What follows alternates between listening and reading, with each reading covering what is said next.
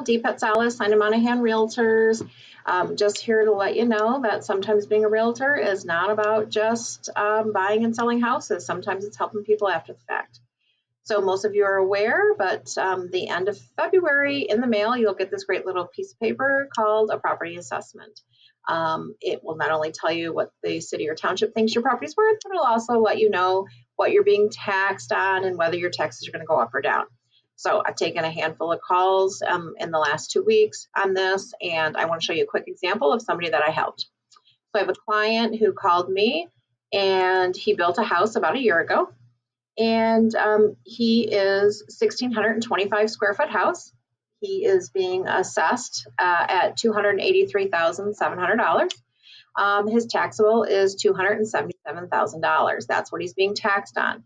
Now, mind you, the SEV, the 283.7, most townships or cities will say that's about half the value. So they're saying his house is worth about $567,000. So we're going to try to combat his taxes for him. And so what we did is we pulled up the tax records or the assessments of all of his neighbors for last year. Again, this is a nice subdivision. All the homes are built with a high quality level. And we just try to compare numbers and see if we can argue with the assessor that he's being over assessed, therefore being overtaxed. So you'll see taxable values will be much lower compared to houses, and that depends on how long you've been there. When you buy a property, there's a cap that gets put on your taxable, and that can only increase so much per year. However, the SEV should be a realistic value of what they think that your property is worth. So the longer you've been in a house, the lower your taxable will be, which means the lower you'll pay property taxes. So in this case, what we're trying to argue is that his assessed value is too high, and we're going to compare him with his neighbors and see if we can get some answers. So the subject property right here that you'll see is 1,625 square feet. The SEV is $283,700. His taxable is $277,000, and he's on 6 acres. So when you kind of do the math on that, his SEV or price per square foot is $174.58. Now let's take a look at his neighbors. Here's one for 2,600 square feet. His SEV is $283,200. That's $50,000 less, but he's 1,000 square feet more. Now he does have more acreage, and you will see the land value there is increased accordingly. But his price per square foot is $87.44. Doesn't make a lot of sense. Here's a house for 2,812 square feet. The assessed value, $228,000. His is $283,000. That house is 1,000 square feet bigger. Let's keep going down. Here's one for $3,125. Now, this SEV is bigger. It's $330,000, as it should be. It's double the size of his house. But his price per square foot is $105. And notice the subject property up here is still $174. So it seems like a huge comparison. We'll jump straight down. One of the biggest obvious ones is here's a neighbor whose square footage is 4,072 square feet. Their SEV is $257.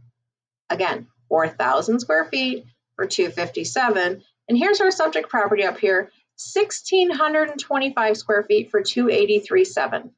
There is no way that a 1,600 square foot house, SEV, should be almost $30,000 higher than a 4,000 square foot house, especially when the acreage is the same, 6 and 6 acres, okay?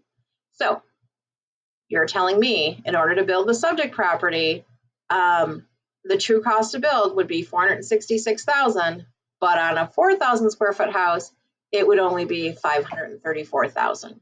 So here's some arguments that he definitely can take to the assessor.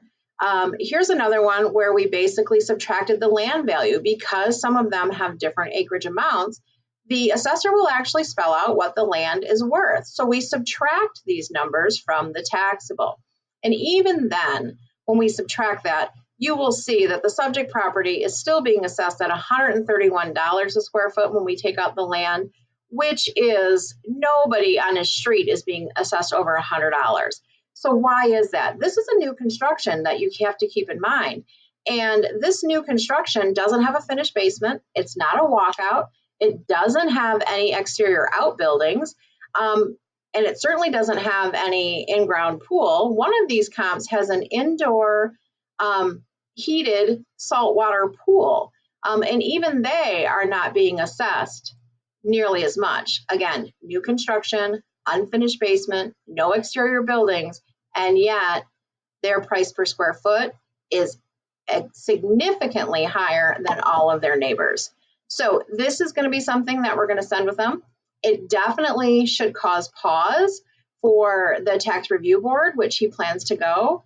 And I think he's going to win. I really think he's going to win.